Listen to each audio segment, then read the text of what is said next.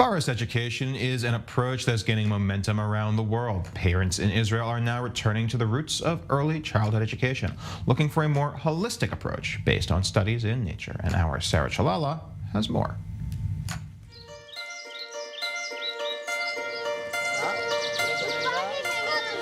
These are first grade children. And this is their classroom.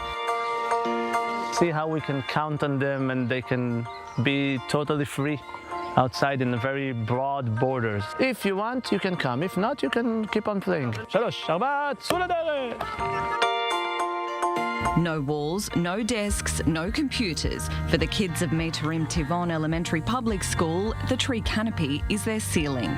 Many people use the term forest education or forest school, but we call it natural education because nature is everywhere. Forest, not everyone has forest. So in forest education, we have 4 basic stones, and one is connection of a person with himself, the other is connection with nature, connection with the community, and connection with the things we do.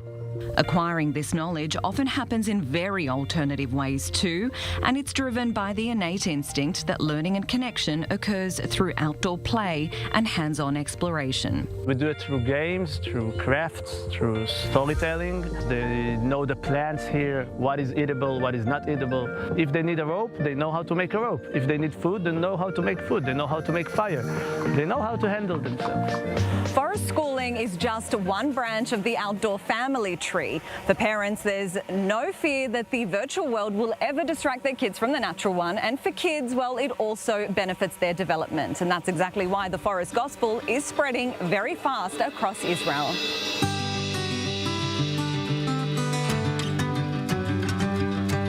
A lot of parents feel that their kids' needs don't get fulfilled in school. Children need to sit a lot of time on the chair. They say, don't climb here, don't go there. Their body don't get what the body needs. If they're in one room, they get to listen only to the teacher or the air conditioner. The same sentiment is shared at this educational institution, R&M Academic College.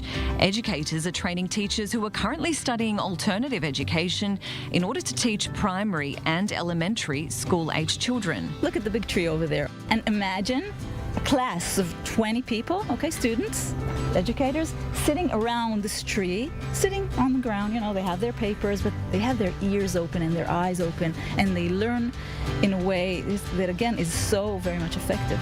The curriculum differs from traditional outdoor education. It's often fluid and it's often learner-led. This is specifically a course which teaches fundamentals in forest education. So each lesson we take a craft of a different type. It can be flint knapping, making stone tools. It can be weaving baskets or carving something. And it's through these crafts that students learn about principles in forest education, whether it's picking up technical skills relating to other human beings in the forest or learning about technology or science. Although it's difficult to change academia and the global educational system, the first forest school did open in Israel in 2018, though the forest school concept is Scandinavian. It started popping up in Denmark in the 1950s before it caught on around the world. The UK now has a handful of forest kindergartens. The US opened its first in 2007, Australia in 2011. In Israel, at least, there are many more parents who want forest schools than forest schools. And there is a serious problem. There are no teachers. That's what we're trying to do. We're trying to produce teachers who understand alternative education and feel alternative education and value alternative education. A type of learning instinctive to human beings and one as old as our species. Most of it is not in words. It's really in sensation and feeling and looking around. Afterwards, we give it all kinds of smart words, but this is the biggest thing. It's nothing mystical. It's nature. Sarah Chalala for i24NEWS, Tel Aviv.